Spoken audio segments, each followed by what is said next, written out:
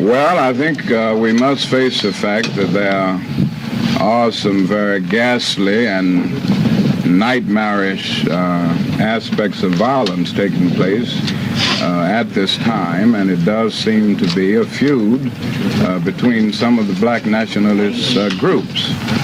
Consequently, I think we have to face the fact that there is probably some danger on the life of Elijah Muhammad.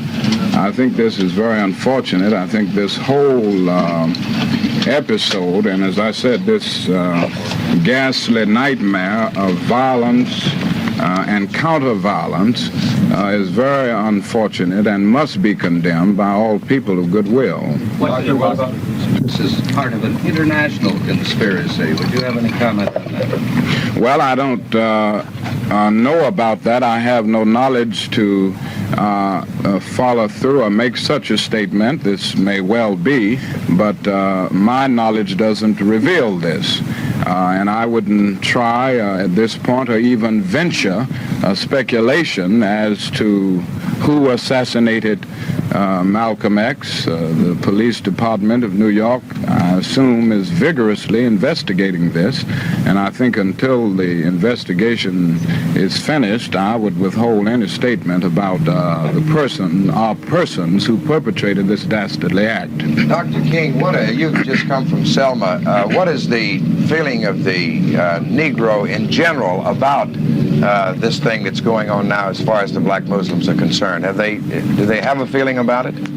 Well, I think the general feeling in the Negro community is that this is very unfortunate and that we have such large problems to deal with in getting rid of racial injustice that it is both impractical and immoral to be fighting among ourselves. I think this is the general attitude that prevails among the people that I've had a chance to talk with about it. Dr. King, is there a present threat to your life? Well, I get threats quite often. This is almost a daily and weekly occurrence. I mentioned in Selma just the other day that I had received information from reliable sources that there would be an attempt to take my life, and that there was an attempt when I was in Marion, Alabama, which is in Perry County, about a week ago. But at the time I was surrounded by a number of people, and I was never clear enough to be a target.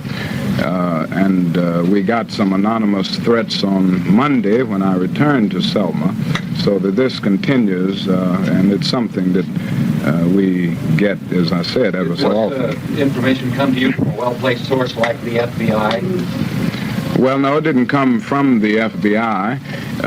This information did come from investigative agencies, though, particularly the incident on Marion.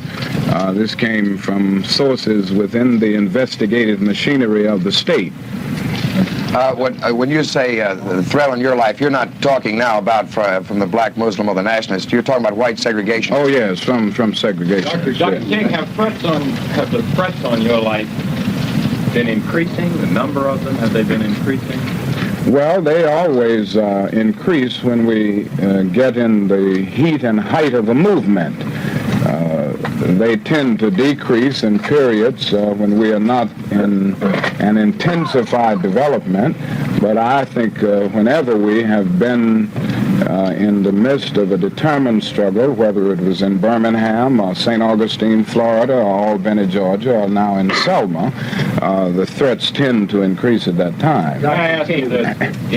What is your understanding of the specific legislation that is being drafted now in the Justice Department that would apply to such situations that exist in Selma?